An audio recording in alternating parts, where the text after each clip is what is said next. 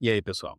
Tudo pronto para mais um mergulho profundo com a gente? Preparados? Hoje a gente vai se aventurar num texto que, olha, me deixou pensando bastante. Que texto é esse? Chama Operação do Erro, da mentira e do engano ver. O título já causa um impacto, né? Nossa, só pelo título já dá pra imaginar que o assunto é complexo. Ele é mesmo.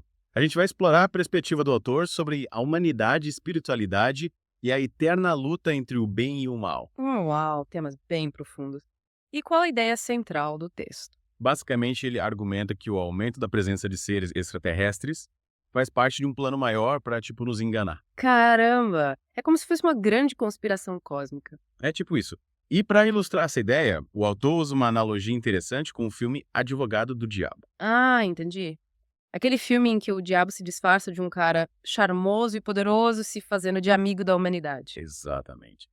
A sacada é que isso reflete uma estratégia de manipulação, onde as boas intenções escondem um objetivo sinistro. Faz sentido. Mas e qual seria a motivação para essa enganação toda? O que eles ganhariam com isso? O texto argumenta que a humanidade, por natureza, está suscetível a influências externas e vulnerável a esse tipo de manipulação.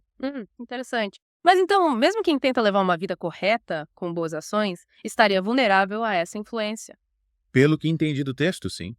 Ele questiona se as ações e a religiosidade por si só seriam suficientes para a gente se proteger. Essa é uma questão bem complexa. E como os extraterrestres entram nessa história toda? Qual o papel deles? O texto coloca a ideia de seres evoluídos de outros mundos vindo salvar a humanidade como uma contradição, uma falsa promessa para desviar as pessoas do caminho certo. Entendi.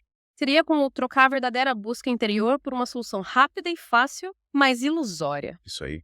E sabe aquele versículo? Certamente o Senhor Deus não fará coisa alguma sem ter revelado o seu segredo aos seus servos, os profetas. Sim, lembro de Amós, né? Isso mesmo. O autor usa esse versículo para sugerir que a verdade sobre os extraterrestres está sendo escondida da maioria das pessoas. Faz sentido. Mas por que esconder essa verdade? Qual seria o objetivo? Ele não entra em detalhes sobre o motivo, mas a gente pode interpretar que essa ocultação faz parte da manipulação. Pode ser. E como ele conecta essa ideia com a história de Adão e Eva? Ele compara um desejo de Eva de se tornar como Deus ao comer do fruto proibido com a suposta enganação da intervenção extraterrestre. Uma analogia interessante. Em ambos os casos, a busca por conhecimento proibido levaria ao afastamento do caminho certo. Exatamente. E aí, o que você acha de tudo isso? Tá acompanhando a gente nessa viagem? Tô achando super intrigante. Que bom. Então, fica ligado que a gente já volta para a segunda parte do nosso mergulho para desvendar mais detalhes dessa história. Pois é, a gente começou a desvendar essa ideia de que a humanidade pode estar sendo manipulada por seres extraterrestres. E o texto que a gente está analisando aprofunda essa questão da vulnerabilidade humana, né? Sim. E o autor não alivia, né? Ele coloca essa fragilidade como algo inerente à nossa natureza, o que nos torna mais suscetíveis a ilusões. E ele usa uns termos bem fortes para descrever essa situação, né? Como se a gente estivesse realmente em perigo. Ele nos alerta sobre a importância de não se deixar levar pelas aparências. É como se, ao confiar em soluções vindas de fora, a gente se perdesse do caminho da verdadeira busca interior, né? Exatamente. O texto enfatiza que a gente só pode alcançar a verdadeira paz interior, a reconciliação com o divino, através de um caminho específico. E ele defende esse ponto de vista com muita convicção. Sim, lembro daquele trecho. Sem morrer em Cristo não vê. Sem nascer da água, ou seja, pela pregação da palavra, e sem nascer do Espírito, a saber, ser uma nova criatura ou ser gerado de novo em Cristo, não entra. Nossa, é bem direto, né? Ele não deixa dúvida sobre o que pensa, né? O autor acredita que só existe um caminho para a verdadeira iluminação. Então não basta só rejeitar as falsas promessas, né? Não, a gente precisa se dedicar a trilhar o caminho certo. É como se a gente tivesse que fazer um esforço consciente para seguir em frente. Exatamente. E aí que entra a comparação com a história de Adão e Eva. Lembra? Sim, a gente comentou sobre isso na primeira parte. Ele usa essa história para ilustrar como a gente pode ser tentado por promessas de conhecimento e poder e acabar se desviando do caminho. No caso de Adão e Eva, era o fruto proibido. E hoje em dia? O autor sugere que essa tentação pode vir na forma de promessas de avanço tecnológico ou sabedoria vindas de seres extraterrestres. Seria como cair na mesma armadilha, só que numa escala muito maior. E as consequências também seriam muito maiores, né? É verdade.